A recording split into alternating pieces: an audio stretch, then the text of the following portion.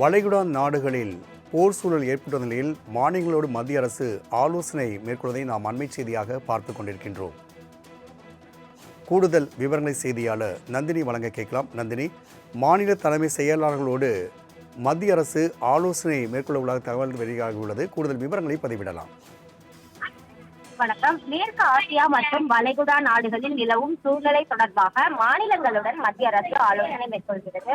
அனைத்து மாநில தலைமை செயலாளர்களுடன் வெளியுறவுத்துறையின் வெளிநாடு வாழ் இந்திய விவகாரங்களுக்கான செயலாளர் ஸ்ரீபிரியா ரங்கநாதன் காணொலி காட்சி வாயிலாக ஆலோசனை மேற்கொள்கிறார். இந்த கூட்டத்தில் வெளியுறவுத்துறை அமைச்சர் ஜெய்சங்கர் நாடாளுமன்றத்தில் சமர்ப்பித்த அறிக்கையின் முக்கிய அம்சங்கள் விளக்கப்பட்டன.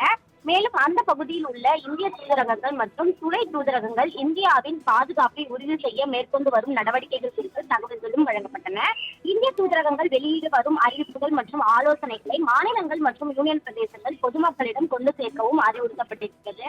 பல மாநிலங்களின் தலைமை செயலாளர்கள் முன்வைத்த கோரிக்கைகள் மற்றும் குறிப்புகளுக்கு வெளியுறவுத்துறை விளக்கம் அளிப்பதோடு மீட்பு பணிகள் குறித்தவற்றில் மாநில அரசுகளின் பரிந்துரைகளையும் செய்வதாகவும் வெளியுறவுத்துறை தெரிவித்திருக்கிறது.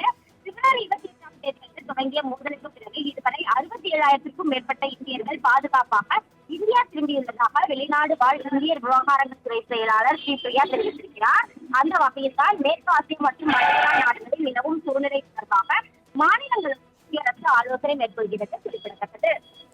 வளைகுடா நாடுகளில் போர் சூழல் ஏற்பட்ட நிலையில் மாநிலங்களோடு மத்திய அரசு ஆலோசனை மேற்கொள்வதை நாம் அண்மை செய்தியாக பார்த்து கொண்டிருக்கின்றோம். கூடுதல் விவரங்களை செய்தியாளர் நந்தினி வழங்க கேட்கலாம். நந்தினி, மாநில தலைமை செயலாளர்களோடு மத்திய அரசு ஆலோசனை மேற்கொள்ள உள்ள தகவல் வெளியாகியுள்ளது. கூடுதல் விவரங்களை பதிவிடலாம்.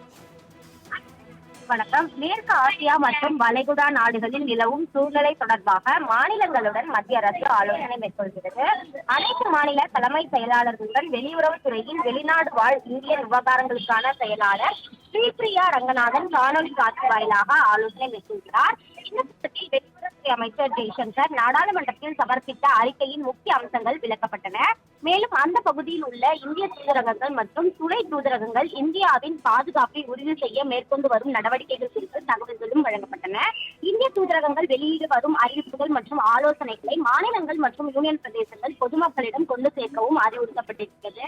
பல மாநிலங்களின் தலைமை செயலாளர்கள் முன்வைத்த கோரிக்கைகள் மற்றும் குறிப்புகளுக்கு வெளியுறவுத்துறை விளக்கம் அளிப்பதோடு மீட்பு பணிகள் குறித்தவற்றில் மாநில அரசுகளின் பரிந்துரைகளையும் செய்வதாகவும் வெளியுறவுத்துறை தெரிவித்திருக்கிறது.